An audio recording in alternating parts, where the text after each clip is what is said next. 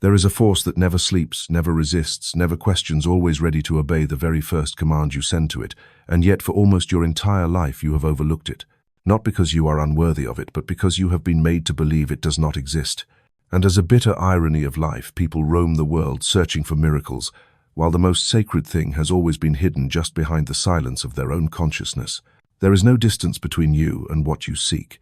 The only thing that prevents you from touching it is the thought that you do not have it. From the moment you wake until the instant you fall asleep, there is an underground world operating every heartbeat, every breath, every nerve impulse, and every outward result you thought was random. It does not speak. It does not argue. It never contradicts you. Yet it is the very place where everything begins, where every image of your life is first drawn. That power has a name. People call it the subconscious. But the name does not matter. What matters is this: it hears you, always. And regardless of whether you believe it or not, understand it or not, doubt it or revere it, it still functions.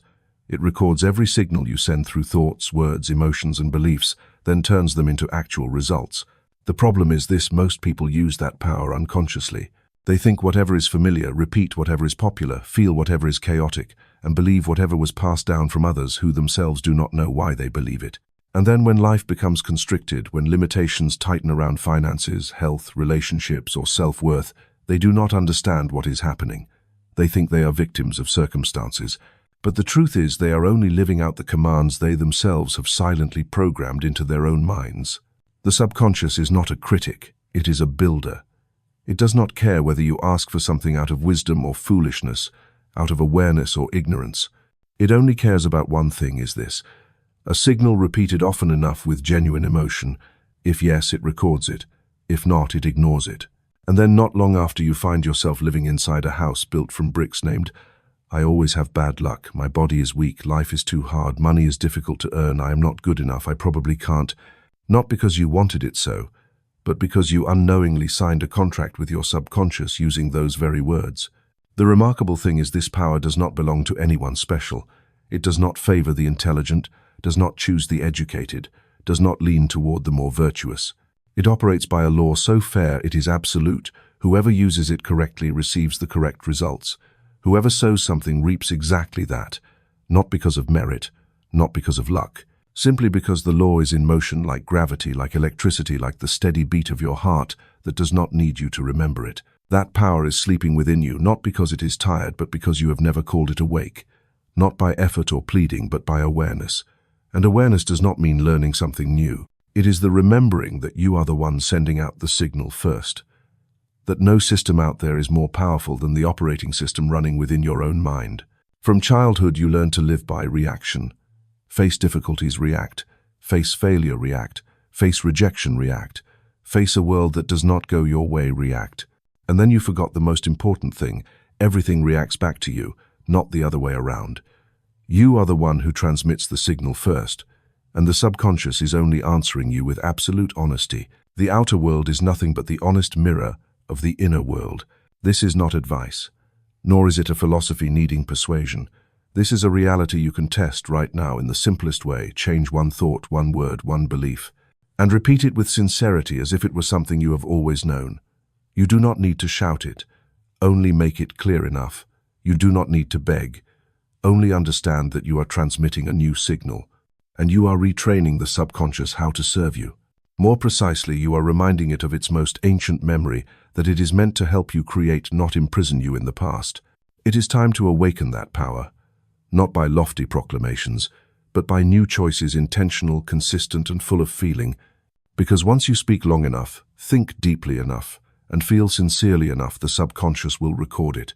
And once it records, everything in your life begins to move in a new direction. There is no miracle that happens outside of law. Every wonder is the predictable result of a process you initiated from within. That power does not belong to sages or the enlightened.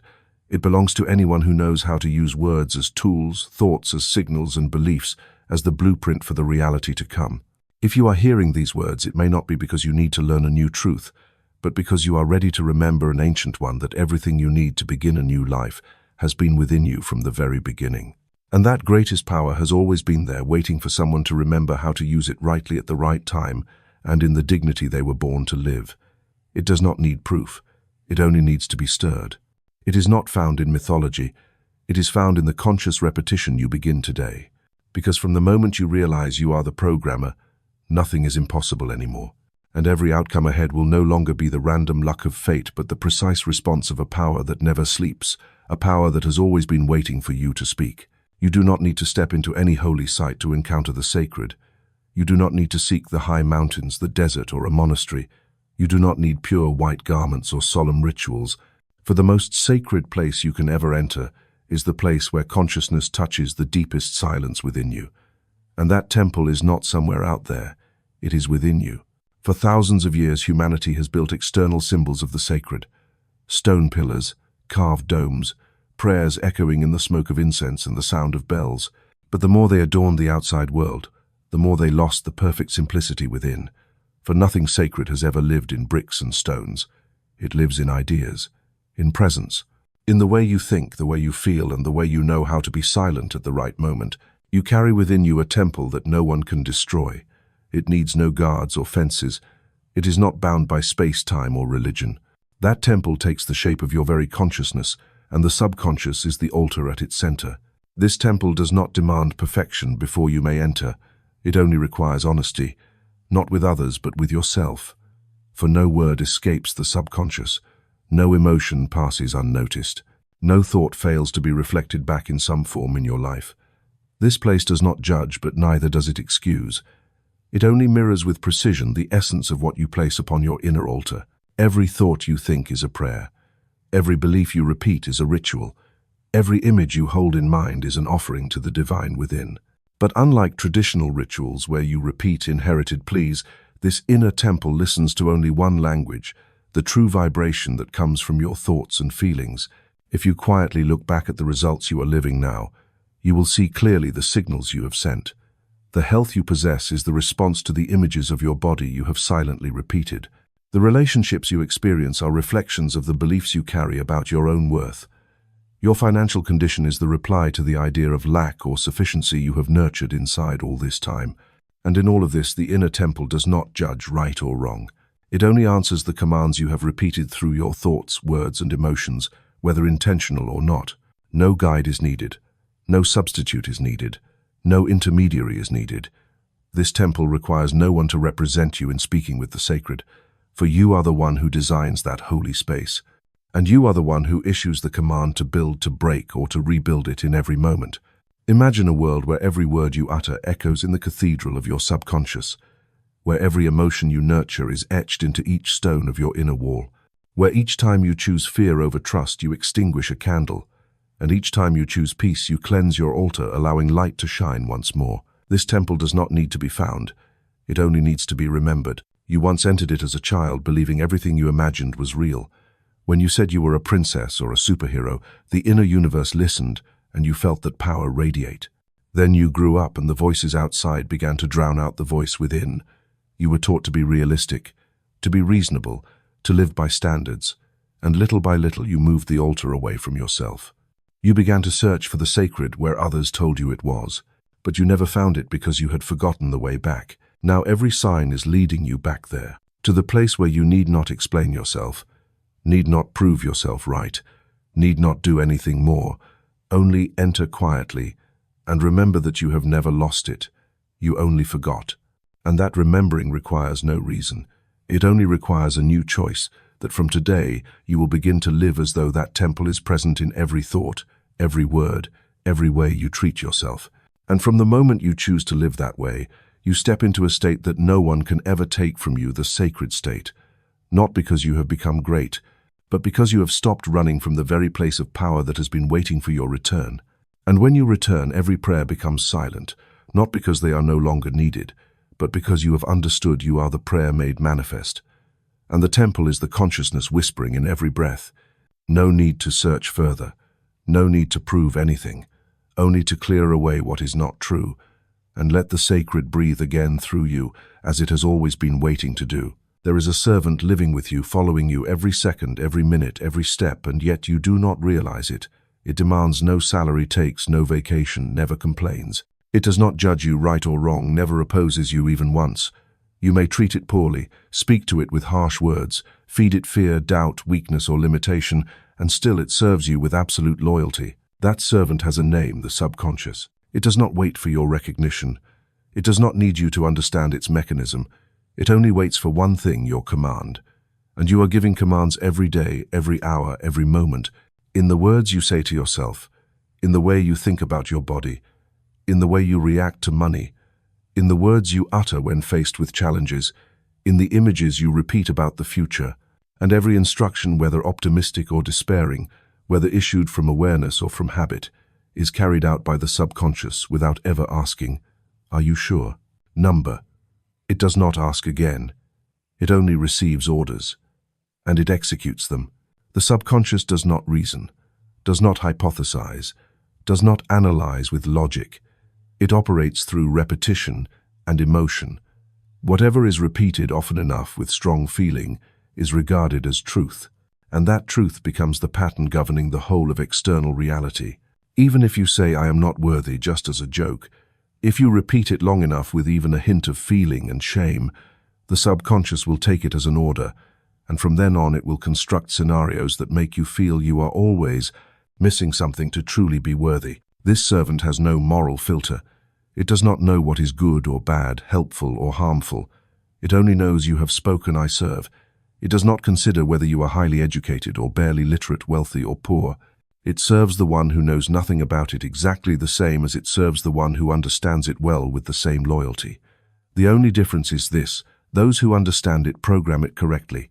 Those who leave it unchecked live under hidden orders no one monitors but which still create real life.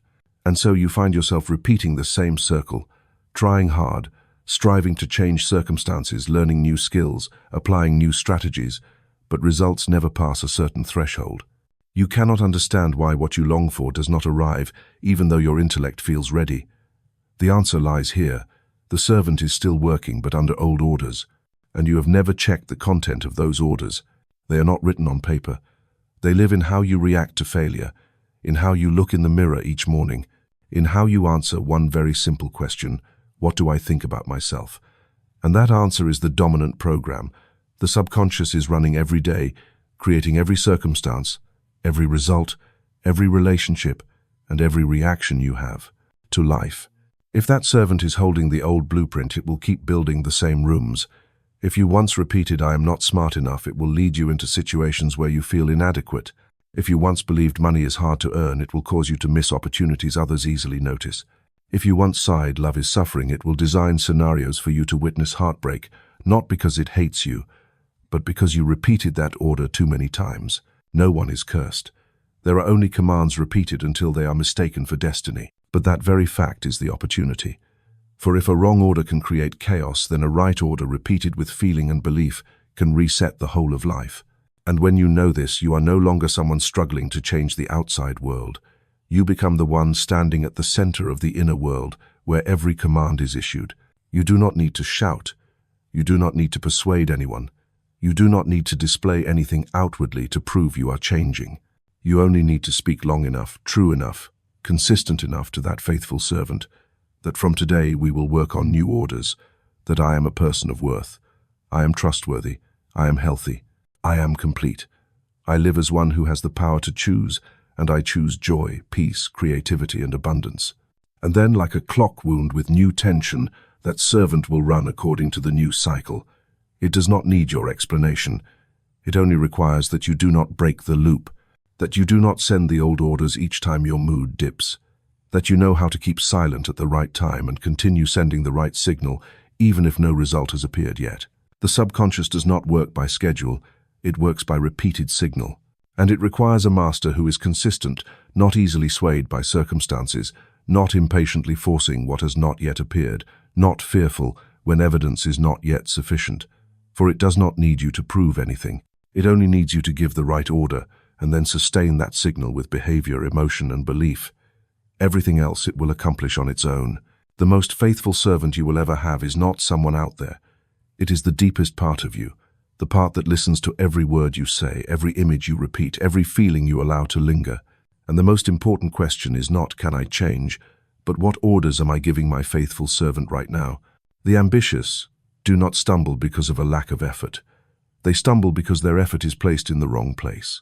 They read more books, attend more courses, write more goals, paste more images on their vision boards, yet never change the root programming within. And just like someone changing clothes without changing the body, they only beautify the surface, while beneath the foundation remains the same old programs silently operating. The result is the harder they try to move forward, the more they feel an invisible force pulling them back to where they began. Not because they are lazy, not because they are not intelligent enough, not because they are unworthy, but because every effort is heard by the subconscious, and it only executes what matches the program already in place. No matter what you say out loud, no matter what you write in your notebook, if the inner program is still, "I am not enough," then the entire system will automatically operate to confirm that. Not as punishment, but as the absolute loyalty of the servant called the subconscious. This is the trap most ambitious people fall into. They believe that knowing is enough. They think that understanding a principle means they can immediately apply it. But understanding with the conscious mind does not mean you can change the subconscious. And it is the subconscious where every result is formed. You may read 10 books on success, but if after each reading you still sigh, "I probably can't do it," then that very sentence is the signal the subconscious records. You may create a beautiful vision board, but if looking at the numbers makes you feel tense, then the subconscious is being programmed with anxiety, not success. The more effort you spend on the surface while ignoring the deeper layer, the more you create an internal battle between two conflicting orders. The conscious says, "I want to move forward." The subconscious answers, "I am not ready." And when both forces coexist, whichever has the stronger emotion repeated more often will win. And most of the time, the hidden force in the subconscious wins, not because it is stronger, but because it is quieter. You do not notice it. You think you are advancing, while in reality you are only reinforcing an old image of yourself, an image built from memory, from others' words, from wounds, from early failures, from the feeling of not being accepted or not being good is enough. And if that image is not changed, then every outward action will only be a patch laid upon a cracked foundation. The truly ambitious are not those who learn more than others, but those who dare to pause and ask, "What am I programming myself with each day?" Because programming does not happen when you pick up the book to read, but when you close it and begin speaking to yourself. The words you say after a failure, the way you blame yourself when things go wrong, the posture of your body when no one is watching, the unbidden images that rush in whenever you think of the future. That is when you are programming not intentionally but by unconscious surrender, and it is precisely this that creates the whole of external reality. You can change the way you program. But first you must admit that you have been programming in the wrong place, that working more does not always mean producing better results, that being diligent does not guarantee success, that moving forward does not always mean going in the right direction. If you are typing commands on the keyboard but plugging it into the wrong port, then no matter how many times you type, the signal will never reach where it needs to go. The subconscious requires something else. It needs repetition infused with emotion. It needs the clarity of inner images. It needs words spoken from the stance of someone who knows what they are creating, not someone merely struggling against their own fear. This world is full of people trying hard to live positively, but very few program correctly. Because they have never been taught that to change life, you cannot only change environment, behavior, or methods. You must change the inner image you are operating from. You must pause and ask, what do I truly believe about myself, and what have I been saying to my subconscious all these years? When the answer appears, it is often unpleasant. But it is precisely from that discomfort that a space opens so you can place a new program within it. You do not need to erase the past. The subconscious does not require you to become perfect. It only requires a new signal sent with consistency and sincerity, not hurried, not forced, only clear. Each morning upon waking, instead of rushing into action, take a few minutes to send a signal. Speak the words you want to program, not in hope, but in conviction. I am grateful for life. I am abundant. I am building a new reality. And so you repeat, without waiting for inspiration, without needing to feel excited, only knowing that you are programming in the right place. This is what true ambition really is, daring to turn inward, repair the operating system, and then act, not the other way around.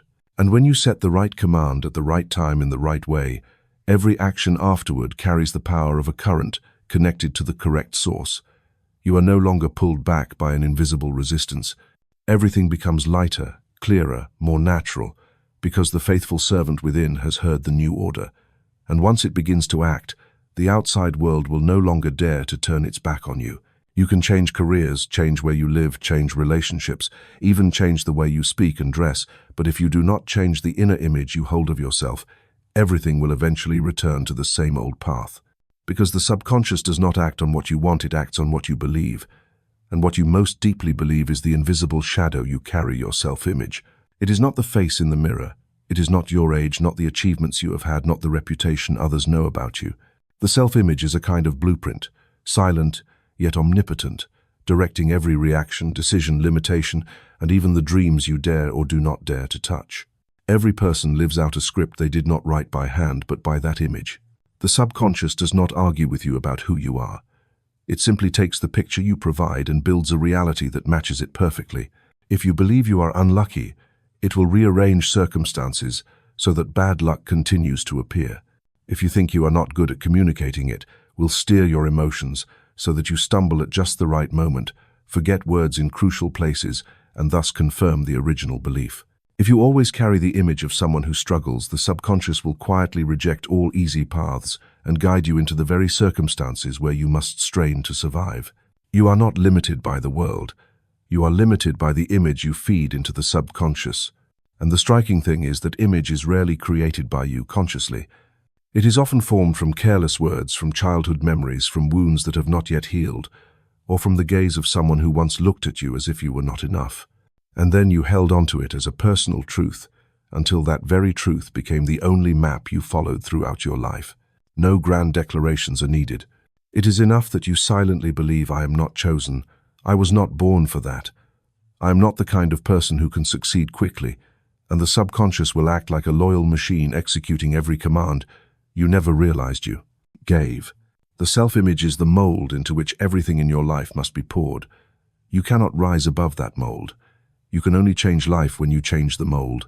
And the mold changes only when you dare to look again, dare to dismantle it, dare to redefine yourself, not by repeating hollow positive words, but by choosing a new image with genuine feeling and repeating it until it becomes the new identity. The question is not, what problems am I facing, but what image of myself am I living by? Because if you look closely, you will see that every problem in life is not a stone falling from the sky, but a piece produced from the same blueprint. Those often disappointed usually believe they are not worthy of support. Those often abandoned usually carry the image of someone not worth staying with. Those who never succeed are not lacking in ability, but still carry an inner image trapped in memories of rejection, failure, or doubt. If you want different results, you must change the image, not in your head, but in your subconscious. And for that to happen, you need to live as if the new image is already true. You do not need to see it to believe it. You need to live as if you already believe, and then you will see. When you begin to envision yourself as strong, peaceful, whole, and worthy, the subconscious does not ask for proof. It only listens to the emotion tied to that image. If the emotion is vivid enough, if the image is real enough, if you persist without undoing what you are building, then every cell in you begins to adjust, every choice begins to change, every vibration begins to align, and a new reality begins to appear. No one can live above the image they hold within, but anyone can create a new image if they dare to place that picture on the altar of the mind and offer it emotion, belief, and repetition as a sacred ritual. You do not need permission from anyone to start living as the person you know you can become. You only need the courage to put your hand down and redraw the blueprint, even if your hand shakes, even if the old voice still echoes, even if you have never done it before.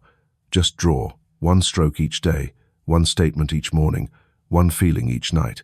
And then the person you once saw in dreams will begin to take form, not from the outside, but from the deep remembering within that says, I am not the product of circumstances. I am the result of the image I allow my subconscious to keep. And when that image changes, nothing in your life will be impossible. There is no destiny carved in stone. There is no psychological wound that is forever. There is no limit that belongs to human nature. Everything you are living, from emotions, reactions, and choices to the recurring events in your life, originates from an inner operating system where a piece of software called the subconscious is silently writing your entire reality. And that software can be rewritten. The subconscious is not a prison. It is a compiler. It does not lock you inside memory. It merely responds to the code you once entered. The danger is this: most of that code was not written by you consciously. It was copied from environment, parents, the past failures, criticisms you did not push back against, dreams discarded out of fear. And then, like background code running in the system, it controls you without your even knowing it. But if you can unconsciously write something limiting into that software, you can just as surely consciously program it anew. Like deleting an old file and overwriting it with a new one, the subconscious allows you to start everything over as long as you know how to communicate with it. You cannot fix software by smashing the screen. Likewise, you cannot change the subconscious through surface actions. Every effort to improve life that does not touch the inner root is merely beautifying the interface, while the core of the operating system remains the old version. You can say you trust, but if your inner emotion is still full of doubt, the subconscious will record the lowest signal and respond accordingly. You can write down goals, but if afterward you complain fear or self-doubt, then those very emotions are the orders that get executed. Reprogramming the subconscious is not done by brute force, but by repetition imbued with emotion, by clear imagery, by deliberate language, and most importantly, by consistency. The subconscious does not distinguish between real and imagined. Whatever is repeated with feeling strong enough it regards as real. If each day you imagine yourself failing, feel fear, sigh, and doubt yourself, then no matter how many skills you acquire, the inner software will still run the code, "I can't." Conversely, if each day you spend a few minutes imagining yourself living a new reality, feeling joy, gratitude, and steadiness, within that image, the subconscious will begin to reshape the entire structure of your emotions and reflexes to match the new signal. This is not fantasy. This is how the brain operates. When you repeat a thought together with its accompanying emotion, the brain forms a neural pathway. The more you repeat it, the stronger that pathway becomes, and eventually it turns into the default. Your body, emotions, and decisions follow. This is the habit of thought, and it can be replaced by a new habit. The problem is most people do not persist long enough.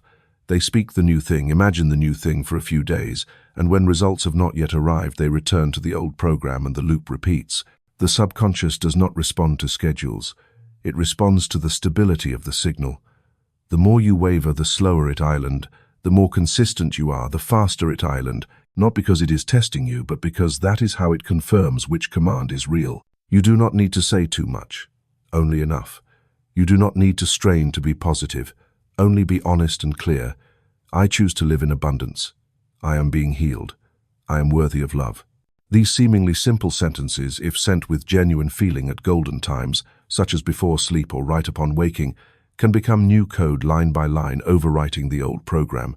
And when the new program is written deeply enough, the subconscious does more than change you inside. It will re-coordinate reactions, emotions, habits, the way you view the world, and even the way the world responds to you.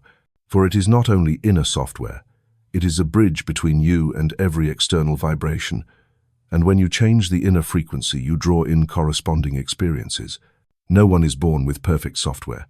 We all start with a draft, but you are not compelled to live by that draft forever. You can rewrite. You can delete commands that once hurt you. You can download new patterns full of light, freedom, and prosperity. And above all, you do not need to wait for anyone's permission. You are the only one with access to that software.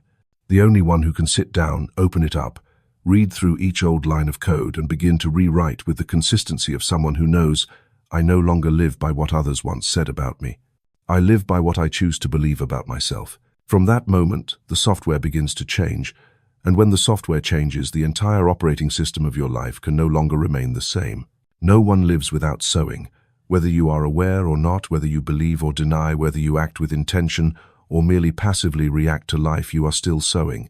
Every day, in each fleeting thought, each careless word spoken, each emotion held on to for too long, each image you repeat in your mind, these are all seeds, and the soil in which they sprout is the subconscious. No soil ever rejects a seed. No soil ever distinguishes right from wrong. What the soil needs is only consistent sowing. Sow something and that is what will grow. But the irony is most people live as though they have not sown anything at all. They complain about results, about circumstances, about what happens, not realizing what is unfolding outside is the harvest from seeds once planted in silence, in the moments they thought it was nothing. No one says, I will sow negativity today. But when you tell yourself, I can't, I'm always unlucky, maybe happiness isn't for me, you have sown. When you complain about others, when you repeat old stories full of wounds, when you let yourself sink into worry, you have sown. And though you do not call it sowing, the soil within you still understands it as an order, still silently receives it, still loyally nourishes that seed with the life energy of your own being. Just as a farmer cannot sow weeds and expect a bountiful harvest, you cannot sow doubt and expect a life filled with peace and joy. But more dangerous than that is this: you often do not remember what you have sown. Because that process does not occur when you passionately speak of goals, but in the smallest, most unexpected, even most trivial moments, those times when you are unguarded, unaware, unable to control the flow of thoughts passing through your mind. And it is precisely in that unconsciousness that the strongest seeds are sown. The subconscious does not care if you are in a happy or sad mood, strong or weary. It only observes what is repeated most often with the clearest emotion and records that as a new blueprint.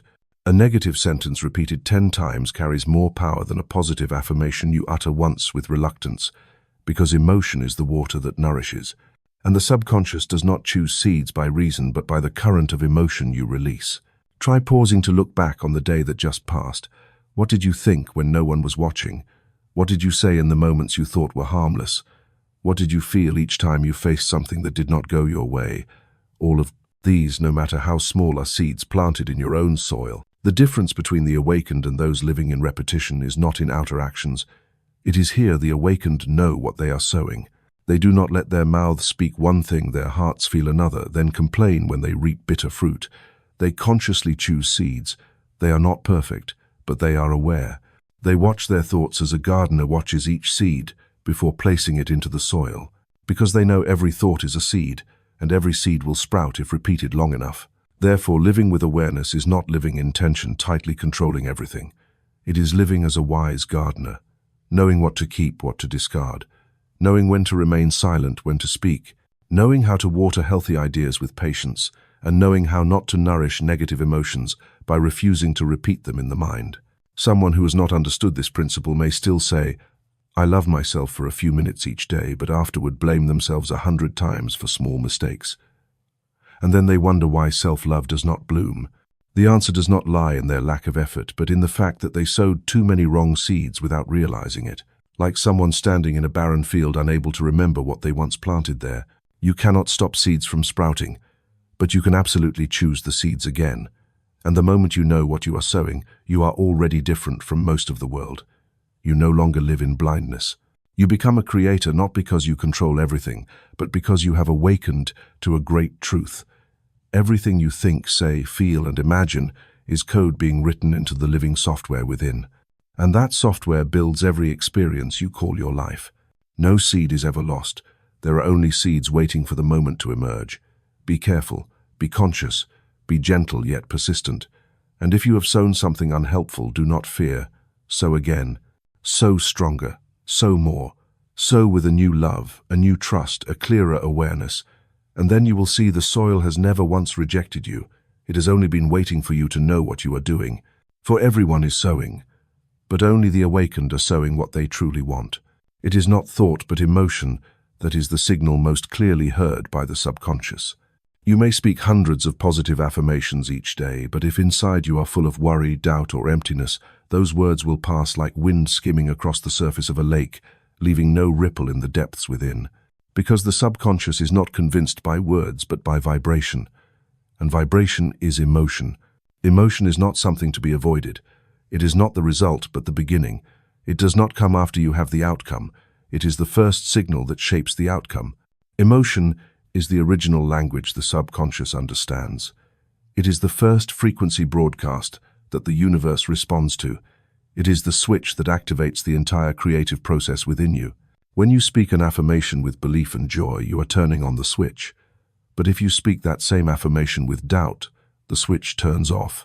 Repetition does not create results if that repetition lacks the electricity of emotion. It is like pushing a door day after day without realizing the lock inside has never been opened. Not everyone understands this power. Many think that speaking positively is enough, but they speak without feeling what they say.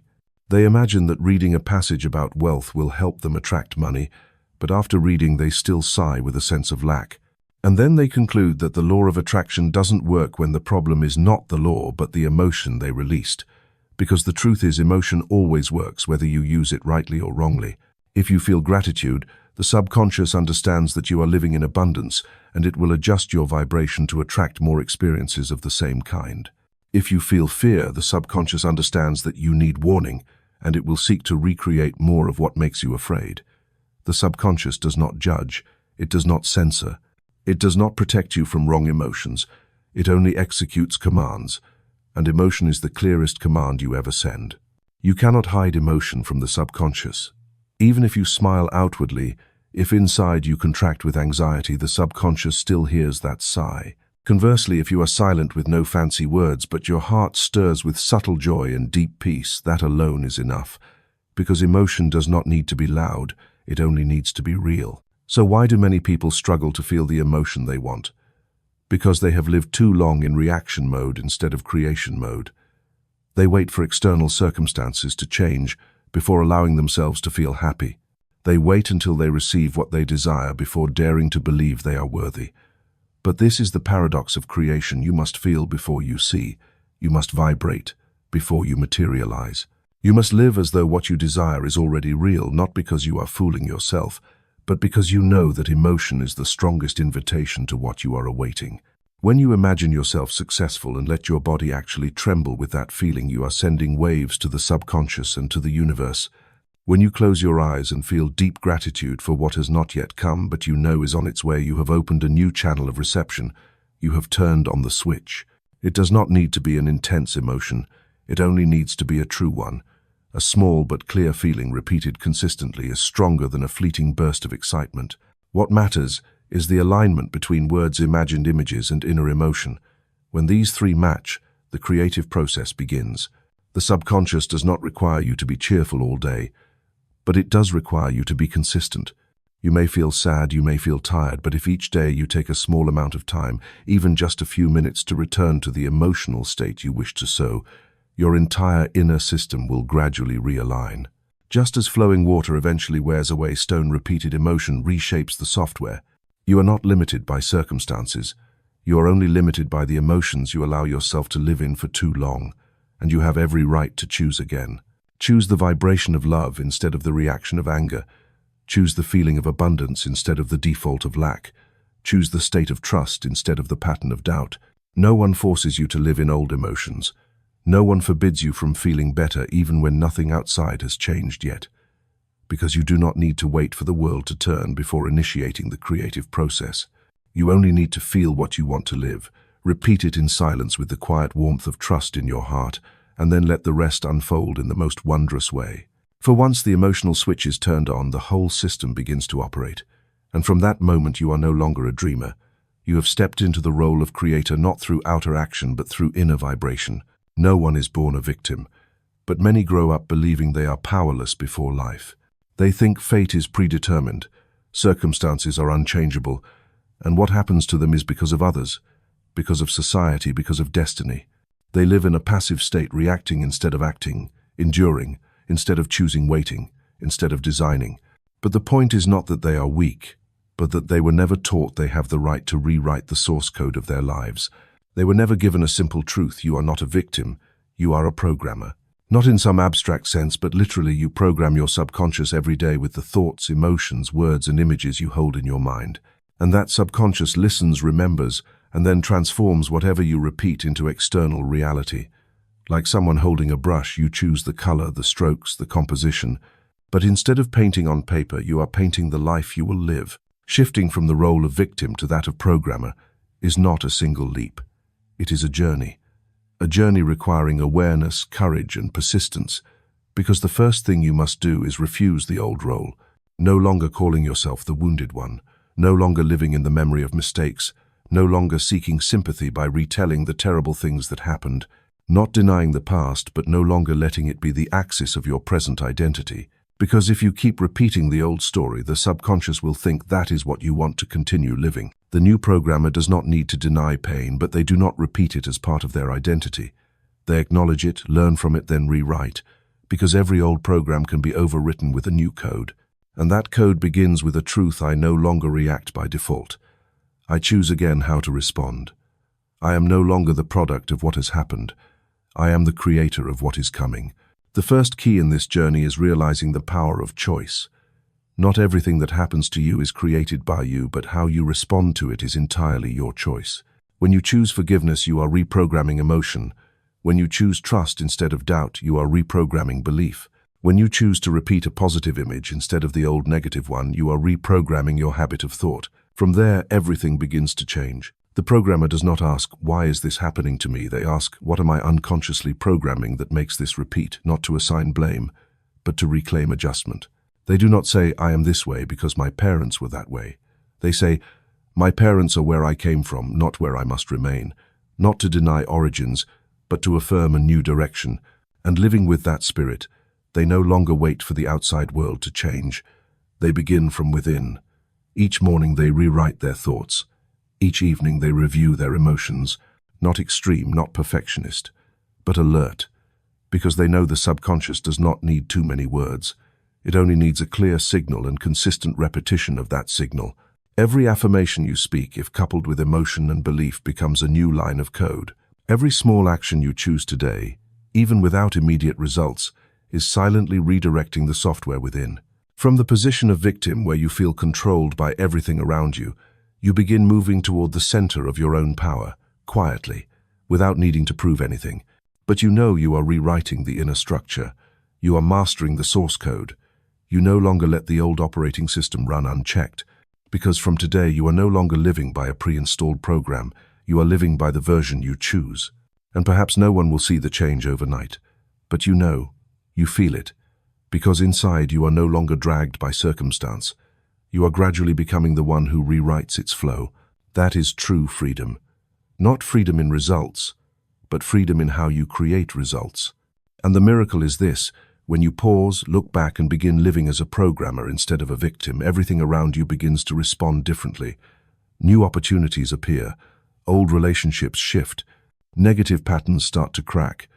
Because the software has changed, and the world is only a reflection of the software you are running. Transformation does not begin with grand events. It begins the moment you realize you can choose, and choose again, as many times as you need. Because you are the writer, the designer, the programmer, and never have you been the victim of anything except the code you once allowed others to write for you. From the moment you take back the keyboard of your life, everything can be rewritten. And that journey, however long or short, always begins with a simple sentence: I no longer live as a victim. Every garden blooms if someone tends it. Every garden turns wild if abandoned. Your mind is the same. It is not a random space where any thought can drift in and out like wind through an open window.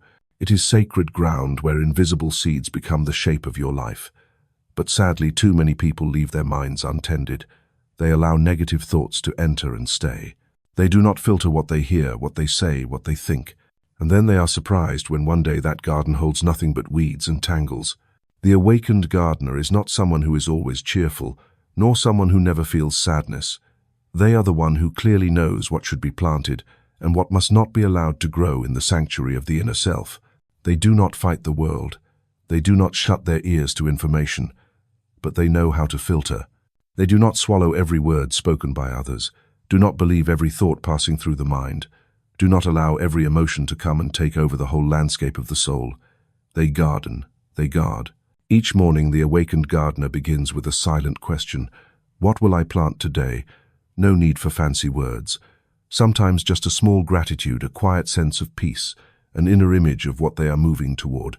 But it is that repetition, steady as the morning sun, that sustains the garden. Not intensity, only presence. Not control, only awareness. They know that weeds do not need to be sown to grow, but flowers need care. Negative thoughts, if not guarded against, are always the first to arrive. Doubt, comparison, worry, anger, those emotions are not wrong. But if you let them unpack, pitch their tents, and settle in the mind, you allow them to turn sacred ground into wasteland. Guarding is not suppressing but observing, not repressing but discerning. Where did this thought come from? What does it serve? Does it take me where I choose to go? The awakened gardener understands that the mind is the gate and the subconscious is the soil. Without a gatekeeper, everything floods into the soil, and one day you will find yourself living in a garden you never chose. Words you heard at 10 years old, a remark someone casually made, society standards, the evening news planting helplessness, all of it, if unchecked, becomes seed, and the subconscious, loyal as soil, will do the rest. That is why the guardian does not only ask, what am I thinking? They also ask, do I want to plant this into the subconscious? Because they know every thought is a seed. and the soil does not reject any seed, even those that cause suffering. You do not need to be a spiritual expert to begin. You only need to pause, only to observe, only to, whenever a thought arrives, smile and ask, "Where did you come from? Did I call you? Do I truly need you here?" To your surprise, many of them will dissolve simply under your awareness. The awakened gardener also does not despair when weeds appear. They do not blame themselves for not being perfect. They do not say, "I have failed because I thought negatively again." They simply notice, learn, pull them out, and plant anew. They know that, as with any garden, there will always be times when the wrong seeds sprout. What matters is you do not abandon it. You return patiently and keep nurturing the right seeds. For the most beautiful flowers do not grow from a single watering. They thrive because someone refused to give up. The mind is where every miracle begins. Nothing comes to you without passing through it first. Money, health, love, opportunity, all are fruits growing from roots of the thoughts you nurture. If you live in the vibration of doubt, you will encounter people and situations that confirm that doubt. If you live in the frequency of abundance, you will be astonished when what once seemed impossible arrives naturally. The awakened gardener does not play control games, does not chase every technique, does not depend on tools. They know simplicity has its own power. One positive statement repeated steadily, one habit of imagining good images each morning, one mindfulness about the words they speak daily. These three things, if maintained, can transform the mind into a place that revives the whole of time. Life. No miracle is greater than knowing what you are sowing and refusing to sow what does not belong to the light. You do not have to be drowned in thoughts. You are not the victim of mental habit. You are the gardener, the one who chooses the seeds, the one who waters them, the one who pulls the weeds, the one who observes and guards. And your garden, which is your life itself, cannot help but bloom when you do this work with sincerity and persistence. Every great door opens from within, and every miracle begins with a mental seed. Protect that soil, befriend it, watch it, reprogram it, for no one else can guard your mind for you. No one else can take responsibility for the garden within you. And when you live as the awakened gardener, you are no longer led by randomness. You live with intention. You are not swept away by emotions. You choose each step.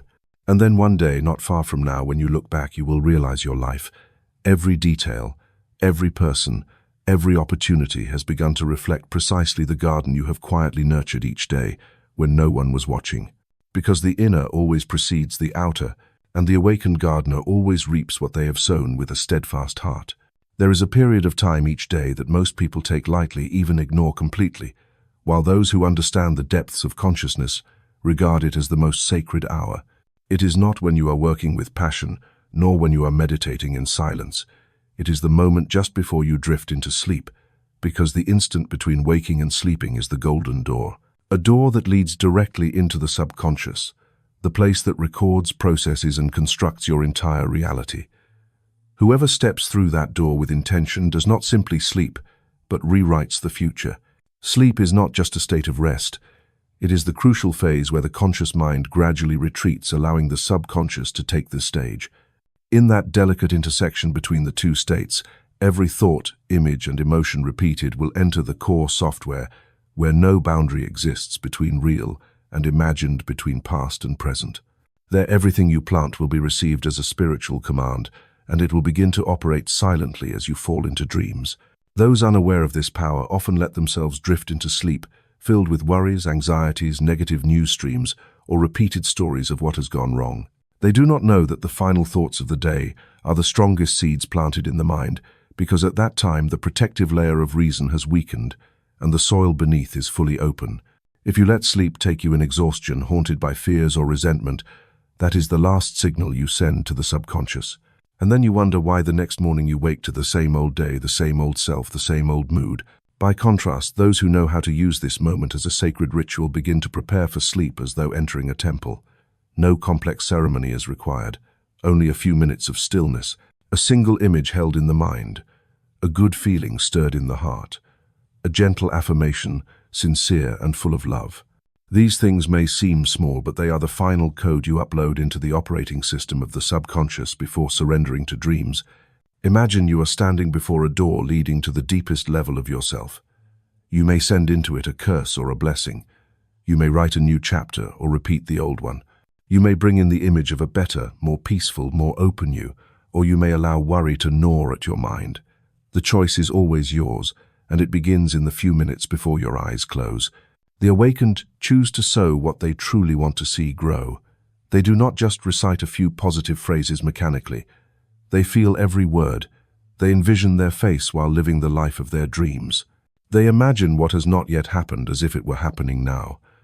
And they know that in that moment there is no barrier between imagination and reality, because the subconscious does not distinguish real from false. It only receives waves of emotion, and if you transmit an image coupled with clear emotion, it will remember and act. Sleep is also when the body begins to heal itself, and the subconscious, if rightly programmed, will participate in that process as an invisible physician. Some go to bed in pain, but by repeating the words, "I am recovering," every cell is regenerating in light. They wake the next morning lighter, stronger, even without medicine. Not a miracle, but the harmony between mind and body initiated in sleep. Understand this: you cannot control every thought during the day, but you can absolutely choose what enters you before sleep. And if you choose consistently night after night, the subconscious will be reprogrammed little by little. Perhaps in the first days nothing seems clear, but after a week, a month, a season, you will find yourself thinking differently, feeling differently, reacting differently without effort. Because when the core software changes, everything else changes accordingly. No elaborate techniques are needed, no pressured rituals, only a single question before sleep. What do I want to sow in my subconscious tonight? The answer may be gratitude, a wish, a forgiveness, a belief. Whatever it is, say it in your heart, and let sleep do the rest. From now on, do not rush into sleep. Step into it as though handing the keys of your life to the most faithful gardener. Let that gardener know what you hope for, what you believe, what you want to come true. Speak to your subconscious in a warm voice, as though speaking to a child who needs comfort, because sleep does not only heal the body, it creates reality. And if you do this steadily, making it a habit, then you will not need to struggle so much during the day, because you will have sent the right command at the most powerful time through the golden door of the unconscious. And what you see in the daylight will simply be the natural result of what you chose to plant in the night. A woman in her 50s, after many years of living in stress, worry, and feelings of inferiority, began to face a series of health issues: chronic back pain, insomnia, digestive disorders, and a vague sense that something in the body is not right. She went to doctors, had general checkups, did all the tests, but the results showed nothing serious. The doctors called it mild functional disorder and advised her to rest and change her lifestyle. But she knew clearly that the problem was not only in the body. It was inside, in the long years she had lived, without ever learning how to listen to what she truly needed. A friend introduced her to the concept of subconscious programming through words, not as some psychological trick, but as a process of reconnecting with the deepest part of herself. At first she was skeptical. How could a few sentences repeated every day change the pain tormenting her body? But with no other choice she tried. No expectations, no forcing, just a small opening, a thin ray of hope. She began by writing down simple affirmations, not lengthy, not imposing. Just gentle sentences like, "I choose peace. My body is healing. Every cell in me knows how to heal. I am loved, I am whole, I am safe." Each night before sleep, she closed her eyes and repeated those sentences in silence, but with as much feeling as she could summon from within. At first it felt artificial. Those words did not reflect her outer reality. She was still in pain, still anxious, still unable to sleep well. But she persisted, because some part of her knew this was not about trying to believe instantly, but about the subtle act of planting something new into soil that had been barren for too long. After a week, the first thing she noticed was that she no longer woke up in the middle of the night as before. Her sleep became deeper, though not yet perfect. She continued. Each morning before beginning the day, she repeated those affirmations again, this time in front of the mirror. Not to create an illusion, but to remind the subconscious of the new signal. A quiet current of energy gradually replaced the negative stream imprinted for so many years, not through reason but through vibration. After 3 weeks, the back pain she once considered a life sentence began to ease. She could not explain why. No new medication, no change in diet, but the heavy feeling seemed lifted from her back. She recounted that one morning while making tea, she suddenly realized she had been standing for 15 minutes without pain, something unthinkable, only a month earlier. And then tears flowed not from pain but from gratitude. For the first time in years, she no longer felt like a victim of her body. Not stopping there, she began writing new, more specific affirmations. My digestion is perfect and smooth.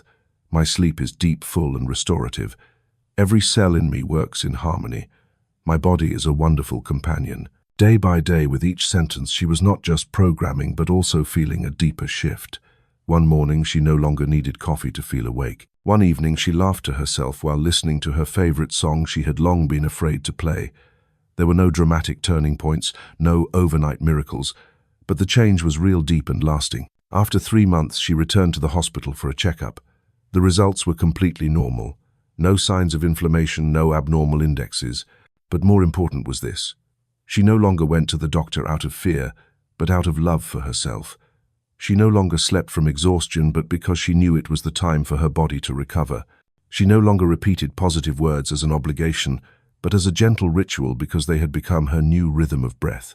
From someone who once lived in withdrawal from herself, she had stepped forward to befriend the deepest part of life within, and what began it all were only gentle programming words, repeated with love, with trust, and with patience. That story is not an exception. It does not require a perfect body. It does not require starting with great faith, only persistence a little each day. A small light nurtured long enough in darkness can open the whole sky. Subconscious programming is not a temporary therapy. It is a new way of living, a path back to the original wholeness that once existed in you before fear, prejudice, and false beliefs made you forget. Not everyone needs physical healing. Some carry psychological wounds, some live in emotional loops, some cannot stop thinking negatively. But wherever the problem lies, the root is always the same. The programming is running wrong. And the answer is the same: rewrite it. Not loudly, not forcefully, not needing full understanding. Only living as though you are worthy of a new self, and letting each word, light as breath, become the code that rewrites the entire inner operating system. Because in the end, no tool is stronger than words spoken from an awakened heart. And no miracle lasts longer than healing that comes from within. No one seeks pain, but no one passes through this life without tasting it. Some suffer in the body, some in the soul. Some carry an ache that lingers for years without a name. And most of us, when facing pain, want only one thing: to escape it. We try to forget to run, to stay busy, so we do not have to face it. Yet few know that the very moment you think you are breaking is the crack through which light can enter. Because pain, when seen with the right eyes, is not punishment. It is opportunity.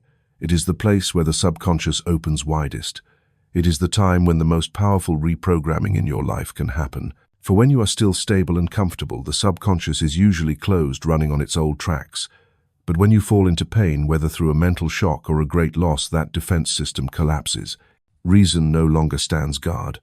Emotion floods in. And at the very point of deepest vulnerability, you also touch the place of greatest receptivity. If in that moment you know how to send a new signal into the subconscious, not reaction but re-choice, then right there an entirely new chapter can begin. I once knew a man who lost everything in less than a year: a broken marriage, a ruined career, declining health. One night he stood on the balcony of the 18th floor, hands shaking, eyes full of tears. No one knew he was so close to the edge. But instead of jumping, he sat down. For the first time in his life, he did not beg for anything. He simply whispered, "I no longer know who I am. But if there is still one chance to rewrite, I am ready." It was not a grand declaration. It was a voice from the core of his brokenness. And at that very moment, his subconscious opened. From the next morning, he began something seemingly simple each day, writing down 3 things he was grateful for, however small. Each night before sleep, he silently repeated one affirmation: "Though I cannot yet see the way, a way is opening." He did not fully believe, but still repeated. He had nothing left to lose, and so nothing left to resist. And that state, the state of true surrender, allowed the new signals to go deep into the subconscious without rejection. 3 months later, he had a new job, not as prestigious as the old one, but one that gave him meaning. 6 months later, he began teaching guitar again, something he had once abandoned. A year later, he wrote a small book about the journey of healing, not to sell, but to hand to those standing where he had once stood. And when someone asked him, "How did you change your life?" he simply answered, "I learned how to talk to pain." Pain, when seen through the eyes of a student, is a harsh but honest teacher. It does not lie to you. It does not let you keep running. It forces you to sit down, turn back each story, confront each false belief you have carried. It takes you to the root where you began to believe you were unworthy, where you once thought you had to strive to be loved, where you once learned, that being hurt was normal. And only then do you have the chance to truly dismantle the old programming. No one wishes to hurt in order to grow. But if you hurt, use it. Ask a different question. What seed can I plant in this soil that is cracked but also softened? Because the words that enter you when you are at your weakest are the ones that can be engraved, the deepest. The moment you collapse is the moment you are most open to receiving something new, not to be broken but to be reshaped. Like a piece of iron, only when heated red can it change shape. Your subconscious is the same. When you are falling into pain, you are falling into the fire, and for that very reason you are in the state most ready to be reformed. Do not waste that moment only on resentment or drowning. Use it as a ritual, a beginning. Write down the words you most need to hear. Read them before sleep, even if your tears have not yet dried. Look at yourself in the mirror, even with swollen eyes and a trembling voice, and still dare to say, I am learning how to live again. Sit with pain as with a friend who has come to warn, not to punish. And then day by day you will see yourself being reshaped, not into someone else but into a version that had long been asleep within you. Pain is a door, and like all doors it does not stay open forever. But if you know how to walk through it with awareness, you will never return the same. Because each painful step you take, if walked with consciousness, becomes the greatest turning point in the journey of remaking your life. You do not need to change the whole world. You only need to whisper something new into yourself right at the place you thought you could not rise again. For the place you thought was the end may only be where the subconscious has been waiting to begin rewriting for real. Not every thought in you is truly yours. There are sentences you repeat every day without ever asking who said this first. There are beliefs you carry as if they were absolute truth, while in reality they are only echoes from generations before parents, teachers, elders, society. And there are limitations you live with your entire life, simply because you never thought they could be rewritten. That is why to step into true freedom you do not only need new programming, you need reverse programming, to dismantle, to erase, to purify. The subconscious does not distinguish right from wrong. It only accepts what is repeated. If since childhood you have heard money is evil, women should not be ambitious, good people always suffer, then over time those sentences become invisible rules that govern your mind. No one forced you to believe. But when you heard them often enough, especially from those you loved, you agreed without realizing it. And from that moment, the subconscious began to arrange behavior choices and emotions to fit that belief, even if that belief was causing you pain. Reverse programming is not about denying your parents. It is not about opposing tradition. It is about looking deeply to recognize what in me is truth and what is only imitation. Many live their whole lives wearing someone else's clothing without knowing it. They think it is identity. But in reality, it is only the shell of old programming passed down through words, examples, even the gaze of an adult when they were small. And then growing up, they continue to transmit it unconsciously. A mother once confined by the belief that a woman must sacrifice will tend to pass that message to her daughter. Not out of malice, but because it is all she knows. A father who believed that life is a struggle will teach his child to always be cautious, always on guard, always suspicious of others. And the child grows into a worldview lacking trust and safety, not because reality is like that, but because the father's belief became the lens through which the child saw life. If you want to change your life at the root, you must dare to trace back to where those beliefs were formed. Begin with the question, where did this thought come from? Every time you find yourself limited, hesitating, or sabotaging your own results, pause and trace back. Who was the first to make you believe you were not good enough? Who planted the idea that happiness must be paid for? Who once repeated the words, who do you think you are to try that? And most importantly, do you still want to believe that? This is where the true power of reverse programming begins. When you realize a limiting belief is not truth, but only an old choice, you can choose again. The subconscious requires consistency. It does not erase the old just because you notice it. But if you repeat a new signal, clear, genuine, and filled with emotion, it will gradually replace the old. For example, if you grew up believing I must do a lot to deserve love, then every time you rest you will feel guilty. Every time you want to receive something good, you will push it away because the subconscious is running the program, I am not enough. And when you realize this, you begin to tell yourself, I am worthy of love even when I do nothing. It sounds simple. But if you repeat that sentence every night, every morning with real emotion, the subconscious will begin to overwrite. Not in one attempt, but after many you will see change. You will stop self-sabotaging. You will find receiving love becoming easier, because the old program has been reversed. The deeper you go into awakening, the more you will see there are many beliefs within you that no longer align with your soul, but you are still living with them simply because you never asked. And it is that lack of questioning that keeps you living a life not truly your own. Reverse programming is not an easy journey. It requires you to dig into memory areas that may hold pain, shame, anger, but right there you will find the roots. And only when you touch the roots can you pull them out completely. No more patching, no more temporary fixes, but change from the foundation. Write down every sentence you ever heard as a child about yourself, about money, about love, about success, about failure. Then look at each one and ask, do I still agree? If not, cross it out and write a new sentence. Each new sentence is a new line of code. Each rereading is a reaffirmation of your autonomy. No one can write for you unless you allow it, and from today you can do it yourself. Reverse programming is how you remove old shells to touch again the untouched core within. It is where you stop living according to what others once thought and start living as your soul truly desires. Without opposition, without condemnation, without judgment of who programmed you, only letting go, gently, consciously, with love and gratitude that you are mature enough to rewrite everything from the beginning. Each day we feed the body 3 meals or more, and with every meal we understand whatever goes in must be digested. Food must be broken down, separated, absorbed, and finally the unnecessary parts released. If that process is blocked, the body reacts: discomfort, bloating, fatigue, even illness. We care for the physical digestive system as an essential part of overall health, but very few pay attention to another system, more subtle, more abstract, yet influencing the whole of life, the digestive system of the spirit. That is your mind. The mind is not only the place where thoughts are created, it is the organ that receives processes and assimilates everything you see, hear, read, think, and feel. Every thought entering your mind is like food entering the stomach. It does not stop at the surface. It penetrates. It nourishes or it poisons. And without the ability to classify, filter, and transform, you will soon be overloaded, not because of work or circumstances, but because of the spiritual pollution happening inside. A person constantly exposed to negative news, toxic words, hidden judgments, or uncontrolled, self-deprecating inner talk is no different from someone who eats daily meals full of bad fats, artificial sugar, and preservatives.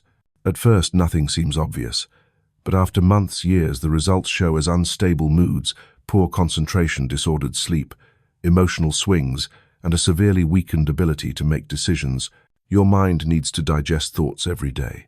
And if you do not consciously do this, the subconscious will silently accumulate the leftovers that were never processed. To a sadness. You dared not face a criticism you have not forgiven, a dream abandoned because someone told you it was unrealistic. Those things, if not digested, become spiritual toxins, subtle, quiet, but corroding from within. So how can you digest the spirit in a healthy way? First, begin with the food intake. Be conscious of what you absorb each day. Not everything you hear needs to stay. Not everything someone says must be believed. Just as you cannot eat everything set on the table, you also do not need to let every thought go straight into the subconscious. Learn how to filter. When you hear something that makes you uncomfortable, ask, is this really true? Does it align with my values? If not, do not swallow. Let it pass. Next, dedicate time each day to digest emotions. Write down what you are feeling. No need for eloquence, only honesty. A page each night or 5 minutes with eyes closed, letting go of all the thoughts clinging to you. That is like allowing the stomach to rest after a heavy meal. When the mind is cleared, it finally has space to receive the new. Meditation, prayer, deep breathing, or simply walking in silence, all are forms of digestive rest for the spirit. In those states, the subconscious has a chance to process blockages within that you missed during the day. No need to force, no need to do it right, just presence, gentle, without judgment. The mind also needs spiritual nutrients, words of encouragement, positive images, pure music, and moments of gratitude. Consciously feed your mind with beautiful thoughts, even very small ones. One affirmation each morning, one kind act, one act of forgiveness, one smile you give yourself in the mirror. These things may seem trivial, but they are vitamins that nourish the spirit.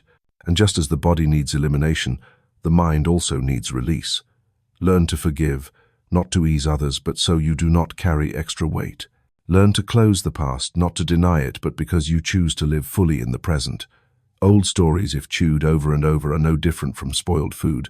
You force yourself to swallow, not nourishing, only harmful. A healthy mind is a mind with good digestion, knowing how to take in what is good, filter out what is toxic, keep what nourishes, and let go of what is no longer needed. When the spiritual digestive system works properly, you will find clearer thinking, balanced emotions, sharper decisions. You will not be swept away by news, by words, or by circumstances outside. You will live from the inside out, not from the outside in. The mind is not a dumping ground for thoughts. It is a sacred fire. Do not let it overflow with garbage. Keep it clean. Care for it the way you choose each dish for the body. And remember, you do not need to control everything that comes to you. You only need awareness of what deserves to stay. What you nurture in your mind today will become the material of the life you live tomorrow. And that begins not with some grand upheaval, but with the smallest act, becoming aware that the mind is the digestive system of the spirit, and you are the one who chooses its menu. There are doors that only open in moments, not because they are hard to reach, but because they only appear when you are still enough to see them. The two most precious times in a day which most people miss are the first 5 minutes after you wake up and the last 5 minutes before you fall asleep. Not long, not loud, not grand, but if you know how to use them, those short spans can become the key to reprogramming the entire operation of the subconscious, because at those 2 moments the mind is in its most receptive state, and the subconscious, the silent receiver, will record everything you plant with absolute loyalty. In the morning, as soon as you wake, your brain waves are still in the alpha state, the dreamy state not yet interrupted by reason. This is when you are still between 2 worlds, the outer and the inner. And at this point, what you first think of shapes the energy of the whole day. If you grab your phone, read negative news, check work emails, or get swept into social media, then your mind, whether you notice it or not, has already been programmed by the outside world before you had a chance to choose how you wanted to live that day. On the other hand, if you take just 5 minutes while still lying down or after washing your face to consciously tell yourself, I choose peace today, or today, everything is working for me, or I am the sower, and I choose to sow faith, you are sending a new code. A gentle but clear instruction to the subconscious that this is the direction, this is the tone of the day. And the subconscious, like the loyal servant, will begin arranging experiences, emotions, choices, behaviors to bring you closer to the frequency you just chose. At night before sleep comes the second door. As you close the day, the brain waves shift from beta to alpha, then into theta, the deeper state close to dream and unconsciousness. This is when you are entering the deepest layer of yourself, and what is placed there at this moment will go straight into the subconscious, passing beyond the gatekeeper of reason. Do not let negative images be the last thing you take in. Do not let angry words or fears become the final blessing you send into your soul. Instead, choose an affirmation, a word of thanks, an image of the life you are building. It does not need to be long. You do not need to force belief. Only gentle, sincere, repeated in the heart like a soft lullaby. For example, I am being guided, or I release today and I open to healing, or I sleep in peace, and the subconscious is doing the rest. Let that be the last thing you carry before drifting into sleep. Do not underestimate 5 minutes. 5 minutes at the right time is worth more than 5 hours at the wrong time. The subconscious does not measure by quantity of time, but by quality of feeling. If you meditate for 30 minutes but your mind wanders, you are only talking to yourself at the conscious level. But if you give just 5 minutes with presence, focus, and clear feeling, you can go straight into the deepest layer where real change begins. Picture yourself sowing seeds every morning and every evening. Morning is when you choose the seed, positive thinking, open emotion, good belief. Evening is when you cover the soil, reinforce, protect, and affirm what you have planted. Then you let the subconscious work through the night like a silent gardener. When you repeat this cycle steadily, without forcing, without judgment, simply as a way of living, you are creating an entirely new mental ecosystem. And you will see you no longer react by old habits, no longer driven by the outer world, because you have planted a new intention at the right moment, and the subconscious has begun to align. The first 5 minutes of the day, the last 5 minutes of the night, no one needs to know, no proof needed, no perfection required, only your presence with yourself, genuine and consistent. That is how you rewrite the inner program gently, yet profoundly, not with a surge of action, but with mindful repetition. If you have tried to change and found it difficult, perhaps it was because you started at the wrong time. Start again from the moment when the subconscious is most open, and be patient. The subconscious does not change overnight, but it always responds when you send signals consistently. Begin tonight. Before sleep, turn off all noise and ask yourself, what do I want my subconscious to record right now? Then tomorrow morning, before rushing into the world, give yourself 5 minutes to light up your inner world first. Your whole life can change simply from a moment when you choose to sow the seed at the golden hour. Every word you speak leaves a trace, not only in the mind of the listener, but deeper still in your very body. Because words do not drift off into empty space. They vibrate, they hold frequency. And what most people have never been taught is this: your cells are listening. Your body does not function only by biological mechanism. It also operates like a receiver station for the vibrational waves of what you think, what you feel, and most importantly, what you say. Every word spoken is not merely sound, it is a signal. An invisible command sent throughout the entire system to every cell, every organ, every endocrine gland, every blood vessel. Picture yourself saying, "I'm so tired, I'm so stupid," or "This is definitely not for me." You think it is just habit, a way to vent emotions in the moment. But the subconscious does not joke, and your body does not know you are just kidding. It receives every word as truth. It records it. It acts accordingly. The nervous system begins adjusting in a negative direction. Hormones shift. The immune system responds subtly but continuously. Every cell picks up the low frequency and operates according to a symphony that you yourself have composed. You once thought you were just saying something, but life never hears just something. Every word is a broadcast, every sentence a proclamation, and the body, your living temple, is quietly listening to every signal you send out. It is like an army waiting for its commander. If the commander constantly gives orders laced with doubt, negativity, and self-destruction, then the whole army, your biological system, will operate in chaos, in defense without direction. But if the orders carry the energy of trust, love, and clear intent, then that system will function like a harmonious orchestra, rhythmic, efficient, and quick to restore. You do not need to be a doctor to heal. You only need to relearn how to speak to yourself. When you change your words, you change the genes that are activated. When you repeat a positive phrase enough times, the proteins in your cells begin to respond differently. This is not fanciful belief. Many studies in epigenetics have shown thoughts and emotions directly influence how cells operate, switching certain genes on or off, thereby affecting your entire health and state of being. So why are we not more conscious in speech? Perhaps because we have forgotten the power of words. From the very beginning of human history, people believed words create reality. In the beginning was the word, not action, not matter, but sound carrying creative vibration. And you are the living image of that power. Each time you speak, you are wielding a primal creative force you can build and you can also destroy. Do not wait until the body collapses to start speaking words of life. Begin with the simplest phrases. My body is intelligent and knows how to recover. I am grateful for every cell working for me. I trust the healing wisdom within. At first you may not feel it as true, but do not let passing emotions stop you from planting seeds. Just speak. Speak as though you are awakening an army that has slept too long. And then the strange will happen, your body will begin to respond. The immune system grows stronger, sleep deepens, emotions stabilize. Not because a miracle came from elsewhere, but because the miracle was always there, and you finally learned how to command it into motion. Do not forget either that the words you speak to others also return to you. When you curse, belittle, or hurl toxic words at another, those vibrations do not only leave you, they remain within you too, as if you threw acid outward but let it burn your own hand first. Conversely, when you bless, encourage, and uplift others with sincere speech, your body records that as a pure stream of energy refreshing you from within. If you speak thousands of words each day, then you are also issuing thousands of commands. Look again at the content of those commands. Are they building you or quietly eroding you? Are they awakening potential or holding you back in the fog of self-doubt? From today, begin training your words like a wise commander.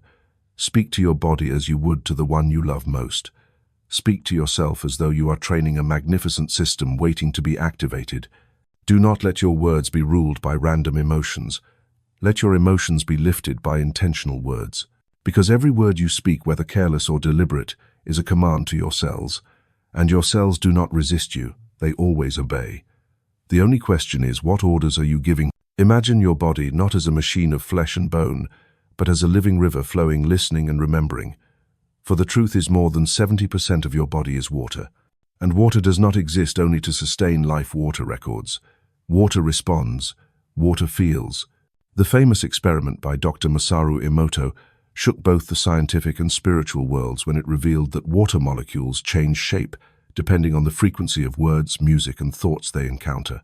When you speak words of love, gratitude, or tenderness, the water crystals form into balanced, beautiful, harmonious shapes like snowflakes. But when you utter curses, hatred, or contempt, those crystals become distorted, fragmented, chaotic. And now remember that very water is flowing through your blood within every cell, in every tear, in every stream of cerebrospinal fluid, in every heartbeat that carries life. What does this mean? Very simply, every word you speak to your body, whether through your mouth, your thoughts, or your emotions, is inscribing itself onto the molecular structure of your being. Your body, like a river that records sound, is storing the music you play every day. And if that music is fear, insecurity, judgment, anger, then that very water will reflect it back into your life, into your physical form, into your emotions, into your health. You may have thought that only by eating well and exercising regularly could you have a healthy body, but perhaps you never considered that a simple word of thanks to your body each morning could also heal. That when you place your hand over your heart and whisper, "I love you, thank you for still being alive," it is not merely a sweet gesture. It is a powerful vibrational command sent into the molecules of water, causing them to restructure according to the frequency of love. Water cannot speak, but water can listen, and your body in essence is a river waiting for the right voice to make it whole. It is not that the water outside holds miracles. It is the water within you, when exposed to the right frequency, that will realign itself. Water has memory, and your body is a vast reservoir of messages yet to be decoded. This explains why some people, simply by changing how they speak to themselves each day, are able to recover from chronic illness. Not because a miracle arrived from outside, but because they stopped poisoning their inner river with negative thoughts. They began to speak again to their body as a friend rather than as a stranger they constantly demand from, criticize, or judge. Pause and ask yourself, what do you usually say to your body each day? When you notice weight gain, what do you say? When you see a blemish on your skin, what words escape your mouth? When you feel tired, how do you react? And when someone compliments you for looking radiant, do you receive it, or do you immediately deny it? Each answer is a command written into water, and water does not refuse. Water simply receives, truthfully and without discrimination. From here you can begin a new ritual. It requires no ceremony, only presence and sincerity. Each morning after waking, drink a glass of water in silence. Before drinking, place your hand over the glass and send a beautiful message into it. Today I choose healing. My body is intelligent, healthy, and loved. I am a new flow. Then drink as though you are merging with that very message. Water will know, and your body will begin to record the new frequency. Similarly, when you bathe, do not do it as a hurried routine. Let the water become your companion. Imagine it washing away burdens, old emotions, negative commands that have clung to you. Use water as a ritual of purification. No teacher required, only your presence. Water is the gentlest teacher the universe has given you. Not loud, not demanding, simply patient listening and never betraying the vibration you give it. You do not need to wait for illness to arrive before learning to speak words of life. You can begin today. Speak to your feet. Thank you for carrying me all these years. Speak to your eyes. Thank you for allowing me to see the beauty of this world. Speak to each breath. I am alive and I am grateful. These words, small as they seem, will go very deep. Because you are not only talking to yourself, you are sending frequency into a river that listens. And when that river is healed, you will see yourself begin to shine, not necessarily in the way others notice, but in the way you feel. Lighter, softer, more whole. And slowly your body will begin to respond with natural recovery, with peace from within, with a brighter sparkle in your eyes, and with a night's sleep more serene than you have ever known. For this body, the living temple you inhabit, is a sacred river, and it is waiting for you to speak the right words to begin a new journey, the journey of returning to yourself. It is not the first thought that creates change. It is the repeated thought that has the power to bend reality. A thought, no matter how strong, if it appears only once and then vanishes like smoke, will not have enough force to reach the deeper layers of the subconscious. But if it is repeated consistently with emotion and accompanied by clear intention, it becomes a new program, silently yet firmly reshaping beliefs, emotions, and behaviors. The subconscious does not understand reasoning. It does not need logical analysis. It only responds to frequency. Every time you think a thought, you are performing a mental act. And if that thought is repeated, it becomes a habit of the mind. Once it has become a habit, it no longer requires your attention, it runs automatically. Just as you do not need to force yourself to breathe or walk because the system has memorized and executes it automatically, thought works the same way. Repetition is the simplest yet most powerful method to turn a seed of an idea into a towering tree in the mind. Many ask, why have I thought positively, prayed, affirmed goodness, yet nothing changes? The reason is not that they thought wrongly, but that they have not thought enough. A single good thought cannot withstand hundreds of opposing thoughts if it is remembered only sporadically and weakly. But if you begin to sow the right thought consistently, like a farmer who never skips a day, the results cannot fail to come. Not because of a miracle from outside, but because you have aligned with a universal law. Repetition creates pattern, and pattern creates form. Repeated thought is like walking across an empty field. At first, each step only bends the grass slightly. But if you keep walking that same path day after day, the grass will flatten, then turn into a trail. Over time, it is no longer a random trace, but a real road. This is how the mind is formed. This is how the subconscious receives. Repetition is not as boring as you think. Repetition is how you send the signal, I choose this, and the universe only needs to know that you have truly chosen. When it sees that something has been prioritized by your continuous energy, it begins to support you in building the entire structure around that belief. Repeated thought does not need to be long. Sometimes it is only one short sentence. But that sentence must be good. It must be true. It must be directive. It must be clear enough so that the subconscious does not confuse it. For example, I am being healed every day. I choose peace in all circumstances. I am abundant and worthy of life. These seemingly simple sentences, if repeated at the right moments, upon waking, while washing your hands, while walking, before sleeping, will begin to rewrite the very structure of your consciousness. You cannot sow thoughts of fear all day and expect miracles to appear. You cannot use a few positive phrases as quick antidotes for a system poisoned by negative repetition for years. But if you begin little by little each day consistently, then you are no longer a person controlled by circumstances. You become a creator through a method: calm, profound, and unstoppable intentional repetition. Someone once asked, do I have to believe what I repeat? The answer is at first no, for belief does not arrive immediately, but the right repetition will gradually soften the rock and soil within you. Then belief will sprout. Belief is not something you force yourself to feel. Belief is the result of being exposed long enough to a new frequency. And repetition is how you stay exposed continuously until the new becomes normal. Every habit is built by repetition, and the habit of thought is the foundation of every success or failure. If you keep thinking you are not good enough, you will repeat that in the way you act, in the way you react, in the decisions you make, and then your life will become the evidence for that very belief. But if you begin to sow the right thought, however small, then the flow of your life also begins to shift, like a river being led back to its source. Creation does not require a complex process. It only needs one right thought sown in the right way at the right time and with the right frequency. Remember that every structure you see in your life today, work, health, relationships, emotions, is a copy of the thoughts you once repeated in the past. If you want a new life, you need a new pattern. And a pattern is created only by repeated acts of thought until effort is no longer required. Repetition is the most subtle form of prayer. Not a plea, but a deliberate choice enacted each day like a sacred ritual, like one who knocks on the door of the kingdom every morning and never tires. And then the door opens, not because you were chosen as special, but because you never stop knocking. Therefore, do not underestimate repetition. Do not think that a few good thoughts are not enough to change a life. If you know how to multiply them with consistency, with true emotion, with steady frequency, then you are already using one of the greatest creative multiplications in the entire universe. And you will see what you repeat within will begin to multiply without. Not by speed, but by certainty. Not with noise, but with the quiet embodiment of the very life you are living. It is not weakness, not desire, not human nature that has broken the world. It is something else, subtler, quieter, more dangerous: forgetfulness. Humanity has forgotten that they are not ordinary creatures living in a random universe. They have forgotten that they are the expression of the creative source. Forgotten that power does not lie somewhere far away, but is breathing with them, living in them, waiting to be awakened. And it is this very forgetting that is the original sin. This sin has no form.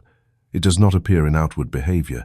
It lies deeper, like a thin layer of dust covering the memory of the soul. When a child is born, they still have a pure gaze, still remember who they are. But gradually, through language, education, prejudice, judgment, fear, The child is reprogrammed. They no longer believe they are a shining light. They learn how to bow their head, how to wait for permission, how to seek recognition from the outside instead of from the light smoldering within. And so people grow up with an invisible hole, a sense of lack they cannot name, a thirst that never fades. They seek to fill it with money, with status, with relationships, with achievements, but never truly touch fullness, because they are trying to fill a space that can never be filled by what comes from outside. It is the space reserved for sacred memory that you were born not to beg for power, but to wield it. Inner power is not something to be found. It has never left. It is only covered. Like the sun that is always there even when clouds hide it. Like a spring that still flows even when buried under rocks. You do not need to become someone else to touch it. You only need to stop agreeing with the false voice. Stop living as though you are small. Stop handing your strength over to circumstances. Original sin does not come from action, but from a fundamental distortion of perception. Humanity imagines itself cut off from the source. Imagines that they must do something to be loved. Imagines that someone out there holds the key. And they begin to live as victims. They bargain with the universe. They fear karma as if it were a sentence. They lose the sacred innocence, the wordless knowing that all power already rests in their consciousness. But even when you forget, the subconscious still remembers. It still holds the entirety of your sacred design. Every stream of energy, every capacity for healing, every genetic code of light, all still there. Only you have not called it forth. And to call it forth you need no elaborate rituals, no permission, no level of worthiness. You only need to remember, not with reason but with a deep sensing that I am not lacking. I have never been lost. I am only asleep in a dream called the world. Each time you say, I can't, I'm not good enough, I'm unworthy, you are repeating the original sin. No one punishes you. But those very words become programming commands, and the subconscious faithfully carries them out. And your life reflects that belief. Not because you are wrong, but because you have forgotten. But if you begin to speak differently, even just a little, I'm remembering, I have the power to heal, I am part of the source, then the invisible structure within you will begin to rearrange. You do not need to wait for forgiveness. Because no one has condemned you. You only need to awaken. Only need to turn inward and ask, if I truly carry creative power, then why am I living as though I am useless? If I am light, then why do I keep seeking light from others' hands? If I can connect with wholeness right this very moment, then what? Am I still delaying for? Awakening does not arrive like an earthquake. It arrives quietly like mist sinking into the earth, like memory returning in an unexpected moment. And when you realize I once knew this, you will also understand why you suffered. Not because fate was cruel, but because you lived too long inside a false image, a fearful, bound, limited self. Your true being has never been harmed. It has only been hidden under the shell of old beliefs. And you can peel away each layer with presence, with right thought, with the smallest actions born of new awareness. Then you are no longer the seeker, you are the rememberer. And from that moment you no longer commit the original sin. You will see every story of resurrection, every myth of a savior, every image of light entering the world. All are symbols of one thing, the rebirth of sacred memory within you. No one comes to set you free. They come only to remind you the door was never locked, and the key has always been in your hand. The return begins not with a step, but with an inner agreement. I no longer live as though I am separated from the source. I no longer speak as though I lack power. I no longer choose as though I am powerless. I return to my true place, the co-creator, the one living in rhythm with life, the one not begging for grace but remembering their true nature. Original sin is not a stain but a layer of dust, and anyone at any time with a single breeze of right awareness can wipe it clean. No straining, no struggling, only clarity. And beginning to live as though you have remembered. Because once you remember, you cannot forget again, and that is when everything begins to change. There is a profound difference between the one still searching and the one who has begun to live as if they already know. Not because the second is wiser, has more knowledge, or has been granted special privilege, simply because they have shifted their axis of energy from expectation to action, from doubt to trust, from delay to embodiment. When you live as if you already know, you no longer need to prove anything. You no longer need to please anyone. You no longer need extra signs, extra advice, extra confirmation from others. You become someone who carries the energy of a creator, not because you say so, but because your entire presence is a consistent flow between inner and outer. A creator does not act out of lack. They act out of having. They do not wait for perfect conditions before beginning. They begin, and perfect conditions appear along the way. When you walk with the trust that everything needed is already within you, each step will activate what aligns. Not through vague magic, but through the law of resonance, the energy you emit will call forth matching forms. Living as if you already know does not mean having the answer to everything. It means you have stopped asking in a way that paralyzes you. You no longer say, "I don't know what to do," but instead, "I am being guided." You no longer ask, "What if I'm wrong?" but affirm, "If I trust, the right path will unfold." That trust does not come from knowing everything. It comes from a deeper place where you remember that you are part of a wisdom greater than any fear. A creator does not need the crowd's approval, does not need the stage, does not need anyone's nod, because their energy comes from within. They walk as though what they are building cannot yet be seen but already truly exists. They plant a seed without checking every day to make sure it has sprouted. They know if they do their part, life will take care of the rest. Ordinary thinking teaches you wait until you are confident, then act. But the energy of a creator works the opposite way. Action is how they build confidence. They do not need to feel ready to begin. They begin to make themselves ready. They do not let feelings lead. They let commitment lead. And when commitment is stronger than emotion, life begins to move in an entirely different way. There is a strange quality in those who live as if they already know stillness amidst turmoil. Not because they are numb, but because they are not swept away by the surface. They see what is happening, but do not let it define them. They still act, but from a place untouched by fear. They still face reality, but carry within a higher reality. When you live as if you already know, you will no longer fall into the endless trap of seeking more. You will not need another book to feel enough. You will not need another technique to feel confident, because you will realize what matters is not how much you know, but what you do with what you already know. A creator does not hoard knowledge. They embody it through consistent action, and action here does not need to be grand. It can be the way you rise each morning, the way you answer a question, the way you walk down the street, the way you choose silence instead of reaction, the way you write a single line with presence, the way you speak a word with clear awareness. I am the sower. Living as if you already know is stepping out of collective hypnosis, no longer living by the common consciousness habits of the world, no longer repeating lines like "times are hard, this isn't for me, I can't do otherwise." You begin to live as one who sets a new spiritual climate right in the very room you walk into.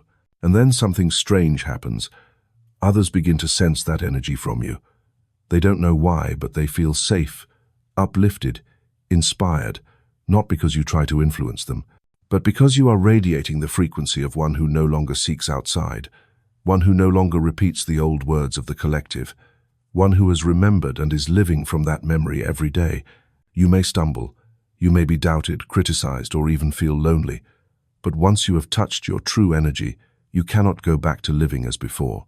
Because living as if you already know is not just a choice, it is a return to the seat of creation where you no longer wait for miracles to happen, but become the place where miracles are made. You do not need to run far to seek validation.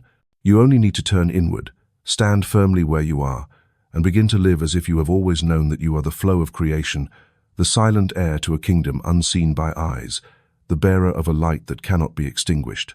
And from the moment you live as if you already know, everything will begin to remember you. Situations will restructure, people will appear, opportunities will open, not because you have learned something new, but because you have lived what you have always known. A small seed does not need to be large to grow into a tree. It only needs the right soil, the right water, the right light, and the quiet consistency of daily tending. In the same way, a small action, if born of right awareness and carried by the spirit of creation, will ripple outward like waves on water far beyond what the eye can measure. And whether you realize it or not, you are always sowing, and you will always be the one reaping. There is no exception. Every word you speak, every thought you hold, every action you repeat, they are all seeds. Some sprout within minutes, some take years, some seem lost only to rise again in the most unexpected circumstances. What matters is not speed. What matters is the certainty of the law of sowing and reaping. It does not rely on emotion. It does not rely on luck. It only listens, what are you sowing and how long have you been sowing it? Some sow with resentment, with criticism, with indifference. They believe it harmless. But the subconscious does not distinguish between a joke and the truth. It only knows this is the energy being repeated, and it will take that energy like a blueprint, and send its signal into the physical world. Likewise, others sow with a gentle smile, a word of thanks, a kind act without expectation of credit. They believe they have changed nothing, but that wave of energy never disappears. It touches places reason cannot reach. You do not need to do something grand. You only need to be consistent in the small. A nod instead of a judgment, a slow breath instead of a reaction, a silence instead of returning hurt for hurt, a constructive word instead of one that drains, a repeated action like a morning ritual, a word before sleep, or a moment of true presence with another. These things, when sown with right awareness, become powerful currents, unseen but undeniable. You are not someone adrift in the ocean of life. You are the one stirring the waters. Every movement in your consciousness will reflect in form, and then you will reap, not as reward or punishment, but to experience the very energy you have sent out. The universe does not grant, it responds. It does not judge, it operates. Every moment you live, you are telling your subconscious, this is what I choose to do more of, and it remembers. Therefore, choose actions with awareness. They need not be world-changing. A small deed done in the right spirit, repeated steadily, will grow exponentially. This is the ripple effect. It is how a simple act in the present becomes a great change in the future. Like a word you speak today that may live in someone's mind for years. Like an act of integrity in darkness that may inspire someone who has never met you. We often underestimate the power of the small, because we are conditioned by a noisy culture, by quick results, by the expectation that everything must be immediate, must be visible. But true miracles often rise from the quiet, from the discreet acts, from the choices no one applauds, from the moments you could have turned away but chose to be present. And then one day you realize what you are living is not random. It is the harvest of the actions you once thought insignificant, the words you repeated, the reactions you chose not to give, the thoughts you carried silently. These are the foundations of your reality today. You do not need anyone to acknowledge what you are sowing. The universe is witness enough, and your subconscious is the field. It will respond. It will grow. It will hand you back the seasons you once quietly planted. And then you will understand power is not in the grand. Power lies in each moment lived in awareness. A small action, when sown with the energy of one who remembers who they are, becomes a great activation. You will no longer doubt the power of a timely word, a knowing glance, a higher choice in a storm-filled heart. You will live like a gardener who knows today nothing may be seen but the soil has received. The seed is resting, and the harvest is certain. You are the sower, and you are the reaper. No one can replace you, no one can live for you, and no one can stop you from beginning now in the very next small action. A good thought, a warm word, a moment of silence instead of retaliation, a quiet affirmation, I am sowing what is good. And then, as with all subtle laws of the universe, what you sow will return, not in the way you imagine, but in the way you deserve. Not because you wait, but because you have lived as if it were already true. Begin with small actions. Trust the great effect. And remember, you do not need to know everything, do everything. You only need to be the one who sows rightly. The world will handle the rest. And one day when you look back, you will know it was from those very smallest things that you wrote your life with your own hands, hands that no one else could ever replace.